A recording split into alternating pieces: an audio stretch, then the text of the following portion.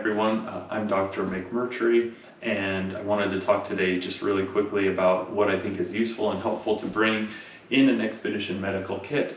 I've had a couple questions recently since I just returned from the Karakoram range in Pakistan, and so I thought it'd be useful as I kind of try to put things away to talk about what you can do to build your own expedition medical kit. So hopefully this is helpful for any critical care physicians, emergency medicine doctors, and anyone really venturing into remote expedition climbing type territory.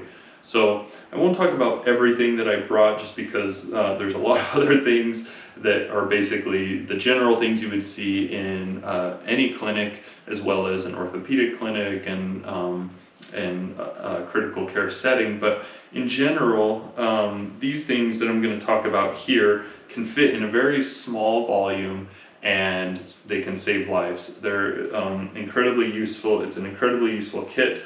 And so with that, let's get started. So of course I have a lot of general things that anyone would bring. So just things like water purification tablets.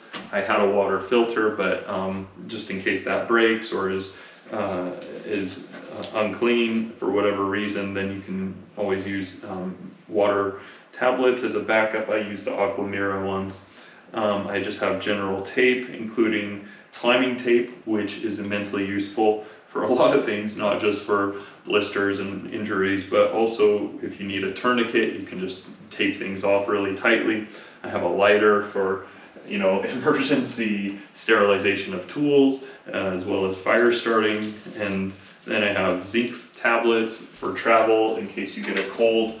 And with the zinc tablets, those are coldies, but you can also just use any zinc tablet, better absorbed under the tongue.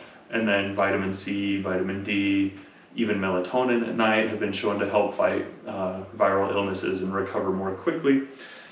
And then I have just general orthopedic type wraps, so Coban tape and wraps for joints. You can make all sorts of braces and soft splints and things like that. There is a splint board that I had, not sure where I put it, but you can use those soft pliable splint boards as well. So this is the pliable splint board that I was talking about. It's a padded aluminum splint board that you can use for all sorts of fractures and injuries. And along with that, you can bring this kind of casting material. Both of these were actually really useful in Pakistan. I thought maybe we would have some climbing trauma or something like that I was prepared for, but all we had, it was mostly gastroenteritis and antibiotic type treatments. But interestingly, in the village, there was a kid who had fallen off of a roof and had multi-fracture, multi-trauma, and so these things were really useful.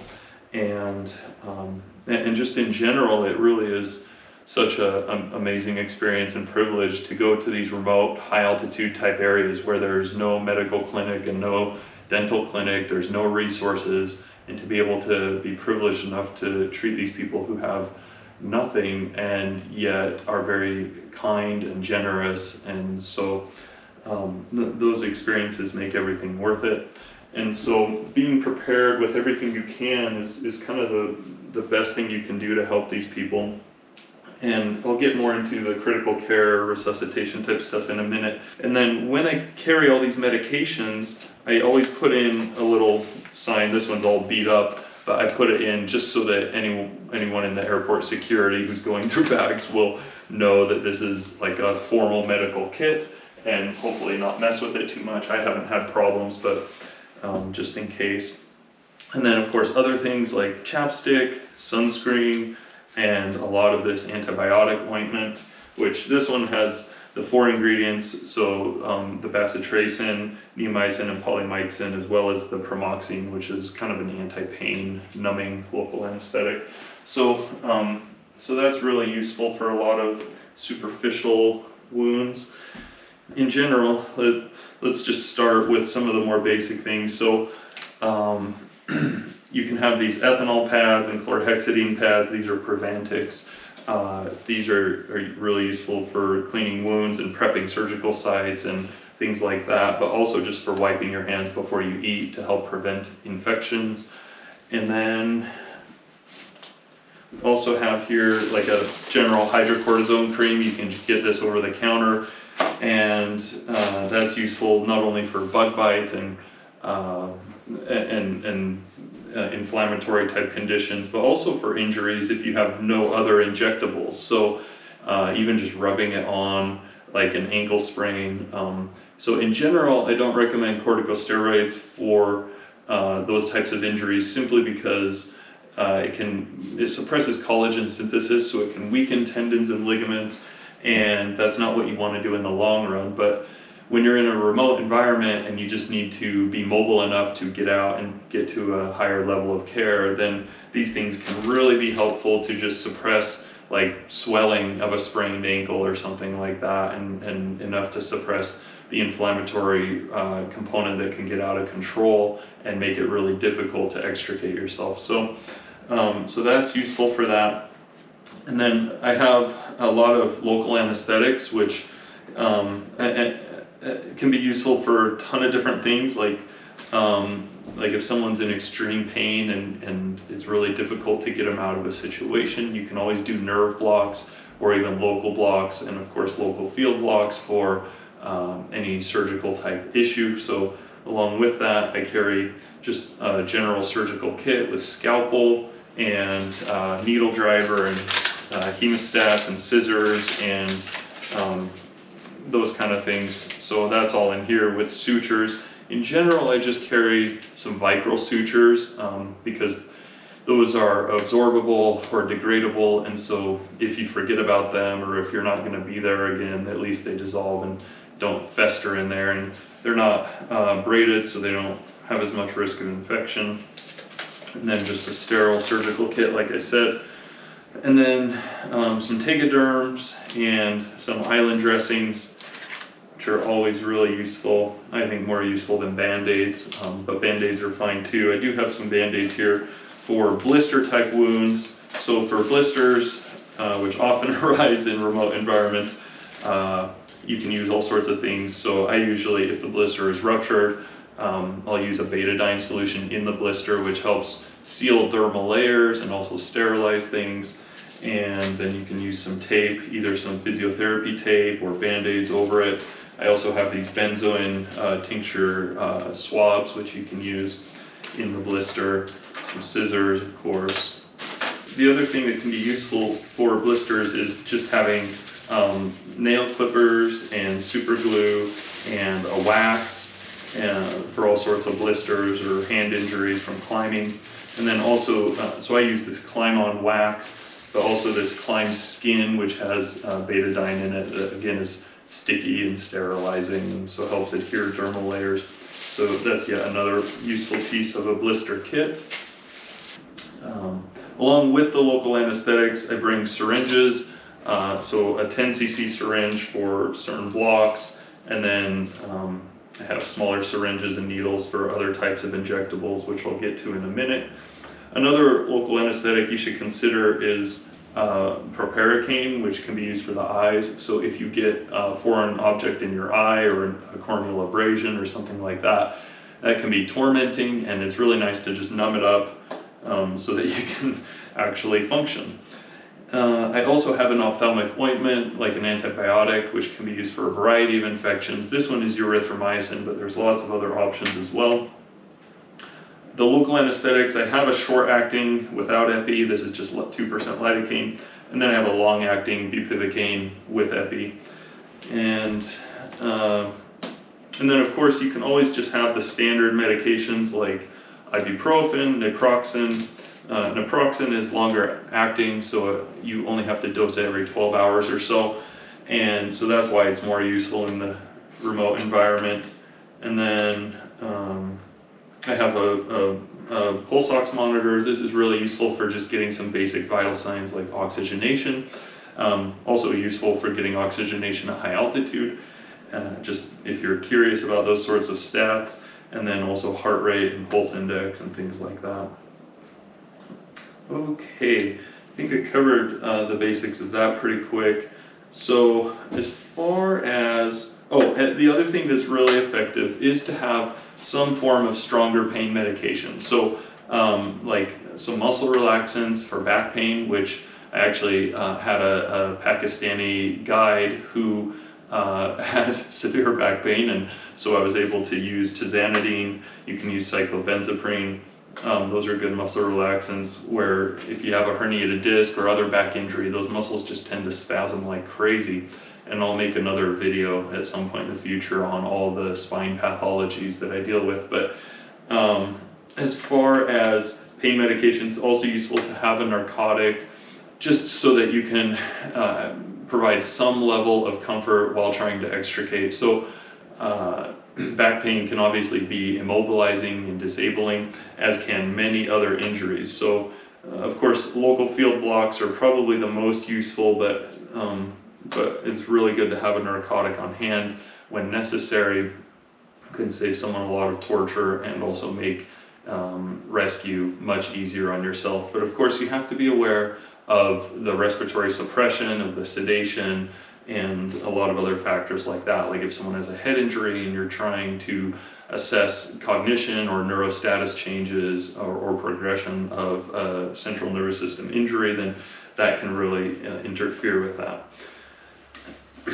Along with the narcotics, since you can get nausea and constipation, it's good to have an anti-nausea medication. Also really good to have for gastroenteritis or other things. So there are a whole variety of anti-nausea medications, and in general I think ondansetron or Zofran is probably the best at most things. So it's an anti-serotonergic. There are these absorbable tablets which are really nice. You can just dissolve them in your mouth and they taste good, and so really helpful. But there are other things just like Benadryl and things like that, but that can have some more sedative properties. So here is, this is prochlorperazine. These are rectal tablets. If you have, you can't keep anything down with nausea and vomiting, you can use per rectum administration of these types of agents as well. Jumping back to the pain medications, the other thing that can be useful is just a chewable aspirin. So this is an antiplatelet agent as well as an anti-inflammatory. So this can be useful for a whole variety of things like coronary events, or even just platelet inhibition for if you suspect deep vein thrombosis or embolism during your travels or at high altitude. It's not as good as heparin, of course. We'll talk about heparin in a second, but good for a lot of things. Of course, you wouldn't give aspirin for fever reduction in children, but I assume you have some level, if you're watching this, you probably have some level of knowledge in giving these types of medications, but ibuprofen or naproxen are better suited for fever reduction. So, and that's due to Reye's syndrome. Okay, so moving back to the infectious type agents, infectious treatments.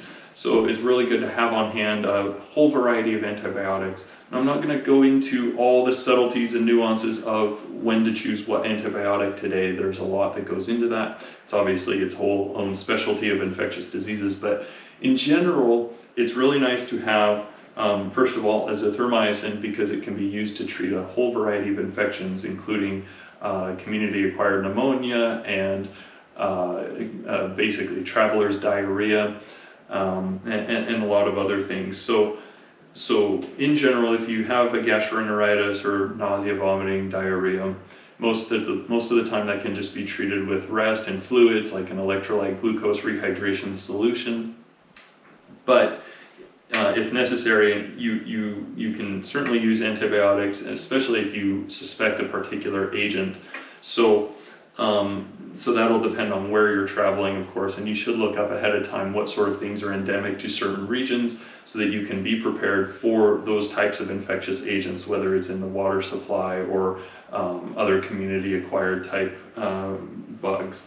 So here I have just a Keflex or a cephalexin, which can be used for orthopedic type injuries or prophylactically for surgical procedures. So if you have a compound fracture, for example, where the bone is protruding through the skin, it's really good to give some antibiotic prophylaxis for that.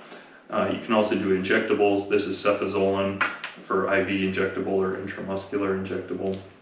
And then you can do the generic amoxicillin clavulanate or augmentin. That's useful for a whole variety of things as well, of course. That's probably one of the most prescribed antibiotics. And this is sulfamethoxazole trimethoprim, otherwise known as Bactrim. This is useful again for a whole variety of things, but interestingly, still effective against MRSA, most of the time, most MRSA infections, surprisingly. So that's what that's good for. You can use nitrofurantoin or macrobid for urinary tract infections, since it tends to concentrate in the urine. So really effective for that. Clindamycin, really useful for anaerobic infections or for people with penicillin allergies.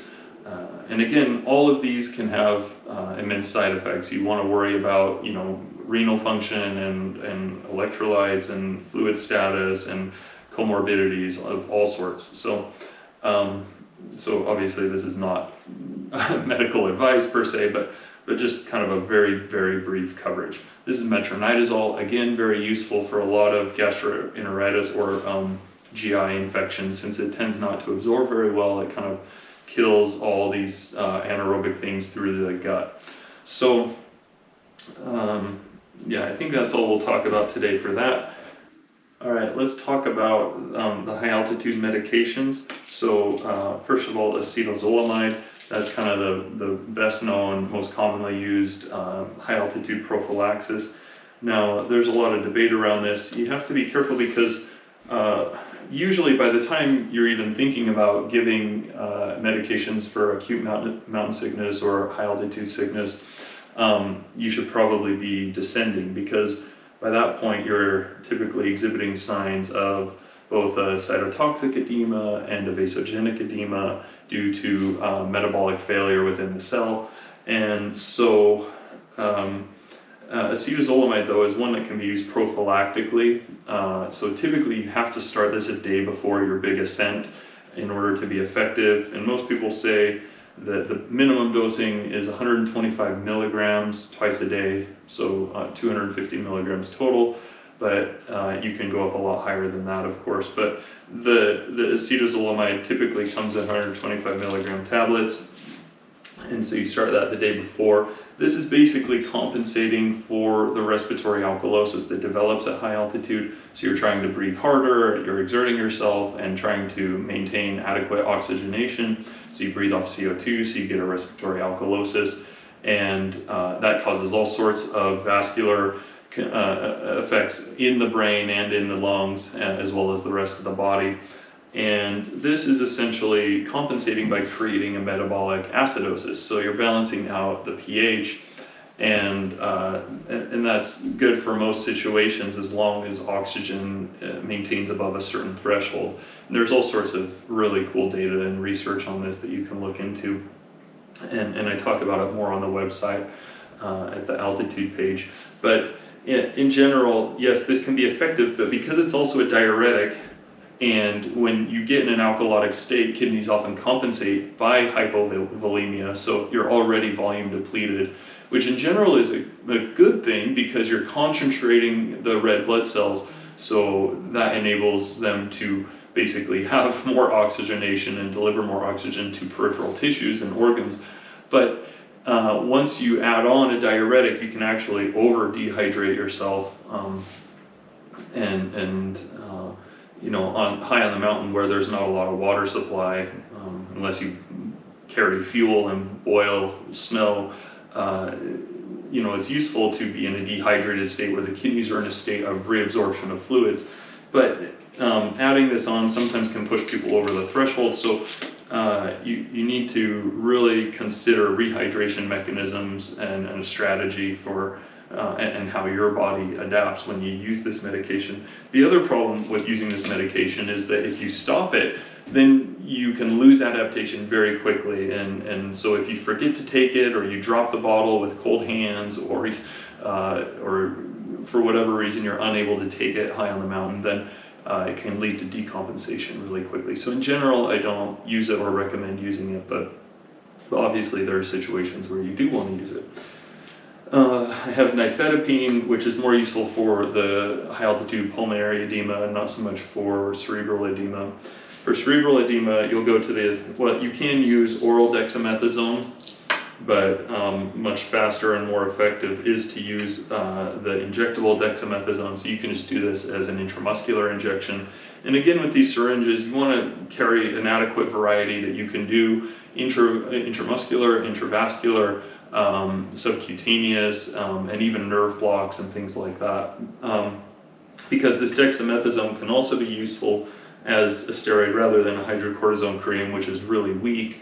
You can use this as a stronger injectable, as well as other orthopedic steroids, so Kenalog or methylprednisolone, triamcinolone, those sorts of things. So if I do those things, I'll typically do it under ultrasound guidance. So and I've done enough that I don't always need ultrasound guidance, but absolutely there's no way to target these structures accurately without doing them under live imaging. So this is a really nice probe that I can just carry with me, super lightweight and mobile, and it connects to my phone or a tablet like this, and I can do all sorts of imaging in the field at high altitude, and that includes looking at high altitude pulmonary edema and pneumothorax, like in a rib fracture. I can assess the contour of the rib and see, oh yeah, that's a rib fracture, and underneath it, you know, a loss of sliding or even an air pocket where you can see a pneumothorax. And so these syringes and needles can actually be useful for a tension pneumothorax, for decompression. That can be absolutely life-saving in the field. So a huge variety of things with just only a few ingredients, so to speak, can really save a life here. Now, along with the injectables, so I have a couple different versions of steroids there of dexamethasone, and also ketorolac or Toradol, which is a really useful injectable pain medication. So all of those, like if someone, you know, breaks an ankle or something and it's swelling up like crazy and they're immobile, it can be a huge relief to use a field block, or more particularly a nerve block where you get all 5 main nerves around the ankle and numb them up, and then use some dexamethasone to prevent that from swelling up, and that way you can keep a shoe on and things like that. So the other injectable that I carry is heparin. Now this one's a lot more debatable.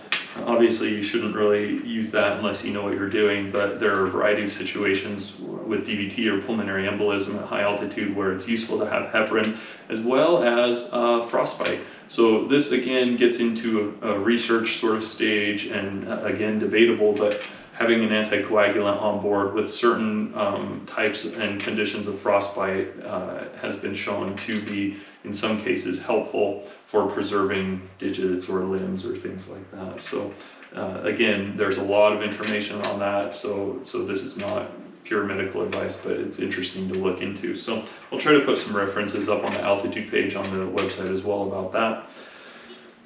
Sometimes may be useful also to have a medication that can keep you awake, like Provigil, for those sort of 60-hour pushes and rescues and things where you can become fatigued and tired and unaware, or maybe not thinking clearly in the cold and with no sleep for many days. So, okay, the last thing I'll talk about is critical care. Just very quickly, we can't go into all details, of course, but I'll carry, in essence, just a simple IV kit. So a tourniquet, some bandages, tape, and in general, I carry sort of a one-size-fits-all type IV. So I'll often carry a 20 gauge because it fits pediatric patients really well, especially this dorsal hand vein here.